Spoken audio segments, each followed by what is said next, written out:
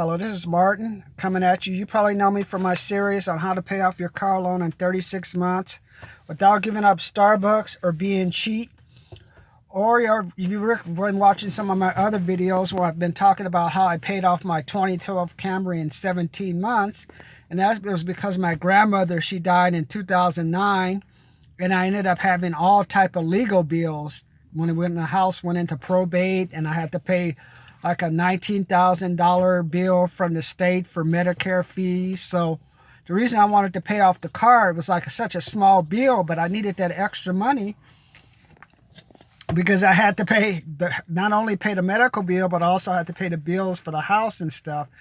And it's like the car was just like the smallest bill I had, and it was just like only about, I think I got it down to 5,000 something, and I just wanted to get rid of it because I needed some type of flexibility. Otherwise, I was in trouble.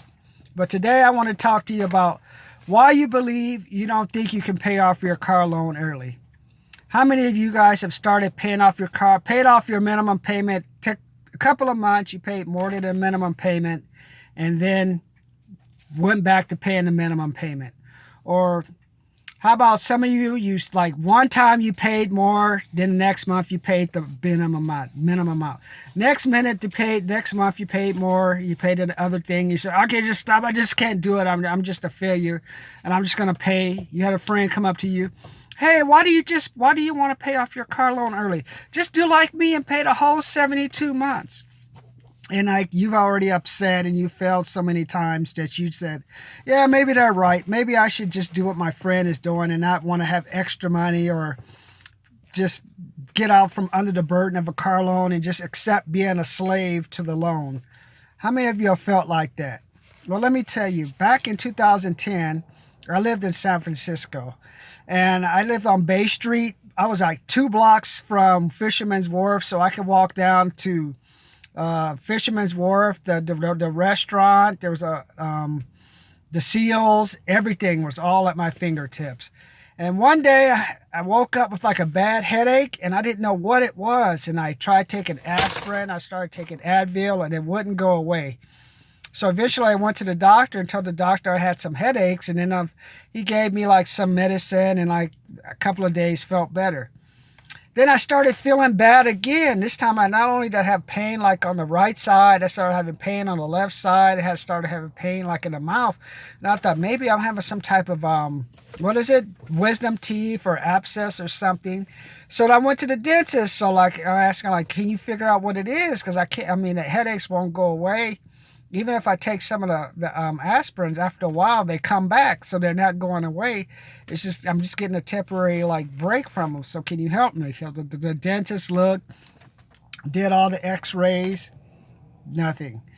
And I started feeling a little better, but then a couple of days later I started feeling worse. And this time I couldn't even go to work. For 2 days I would like go to work, stay for a couple of hours. I'd have a pain on the left side. Take an aspirin, the pain would shift to the right side. Take an aspirin, the pain would come down my mouth. So the pain was not going away. So I went to an optometrist this time because I thought, hey, maybe this is some type of eye issue, and let me see what's going on. So remember, first time doctor, second time dentist, third time now I'm at the optometrist trying to figure out what's going on. I'm failing. I'm trying to get some help, and no one's helping me and giving me a solution. So I went to the optometrist, and they looked, they checked the eyes and everything, and they said, we really can't find anything, and like maybe just try to rest or don't read in the dark or something like that. So that was at number 3. Went home, started feeling bad, like a day I had no pain or anything. Then like next day, pain was in the head, pain was in the mouth. I was just miserable. So I went back to the doctor again. Doctor, I'm having pain. I don't know what it is. Can you help me? I don't know, Martin. Maybe you're under stress or something. I think maybe I got Tylenol 3 or something for the pain to go away. So this is my 4th diagnosis. Okay, then what happened? One night I was sleeping. All of a sudden, I had the night before, I had like massive headache. I didn't take any aspirin. I said, maybe the aspirin's not working and maybe that's causing the headache and stuff. So I went to bed. Suddenly all the pain went away. I'm like, wow. But then I went to the mirror just to say, let me just check. Then the pain started to come again. I went to look in the mirror, and the right eye here was like basically coming out the socket. I was like, it was like what that I always picture like the Total Recall one where the eyes got super big, so it looked like the eye was coming out the socket. And I said, this is not good. And then I went back to sleep to see if it would go away. Oh, it's still there. So then ended up going to the emergency room, like, what's going on? As soon as they saw it, like the eyes coming out, my face is all swollen. They put me in like a isolation room, ran me through the CAT scan and all type of stuff. And my fifth diagnosis was I had an infectious disease and they didn't know what it was. So this is like after going to 2 times to the doctor, 1 time to the optometrist, 1 time to the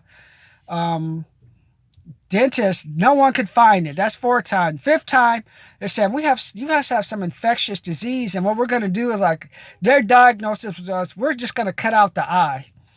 It's like, okay, that's rather extreme. And then finally, the 6th diagnosis, a doctor came along and said, you know what?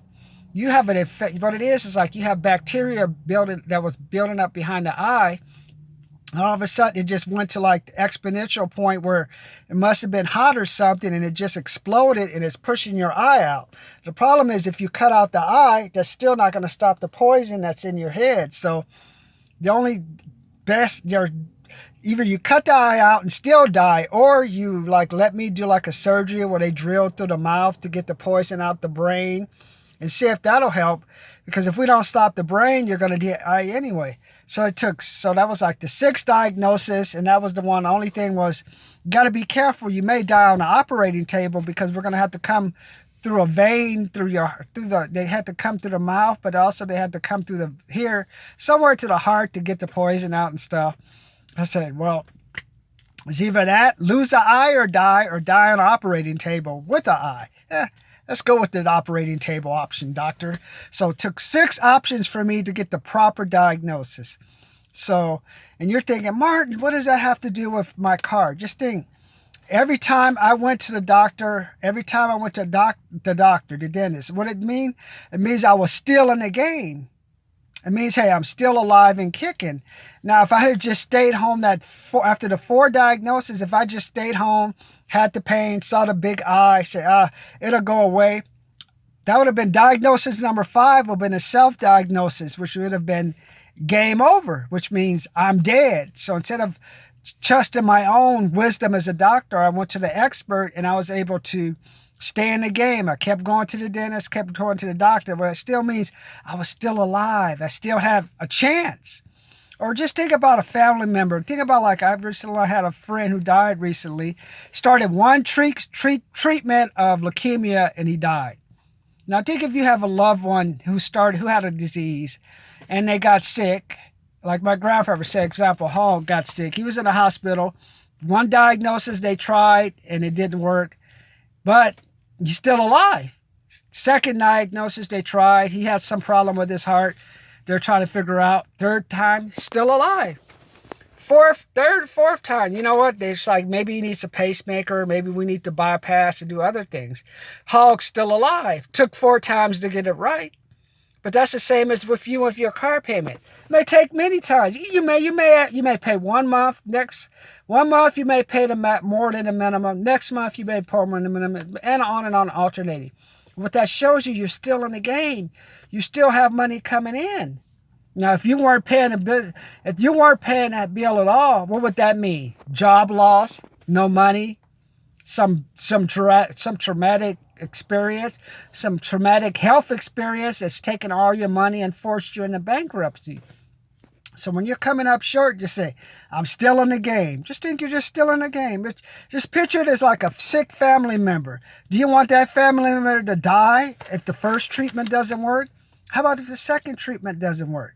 No, if you really love them, you want them like, hey, let's go through as many treatment as possible. The first one, the 2nd one with Hog, as we're going to the diagnosis. What does it mean? You're still in the game. That person's still alive. You can still go talk to them. Love them.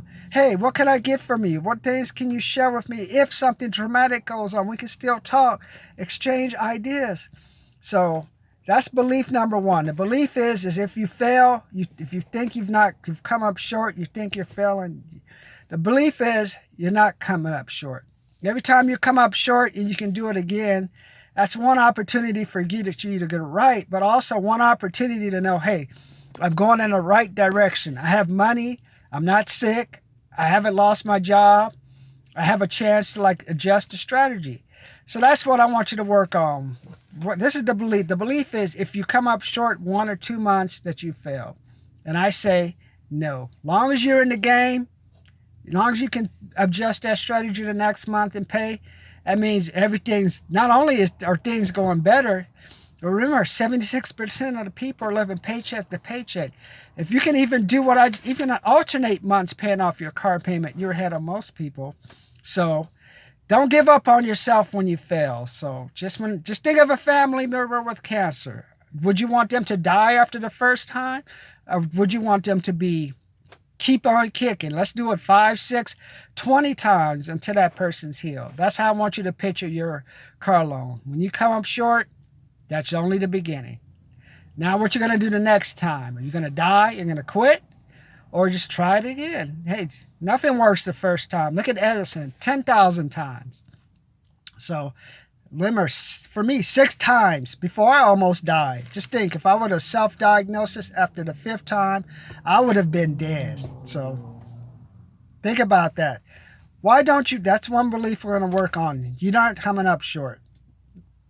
Think about that. So that's what I want you to work on today. One reason why you don't believe you'll pay off your car loan quicker is because you failed to do it consecutive months, or issue has come up that caused you not to pay more than the maximum. I say you're a winner.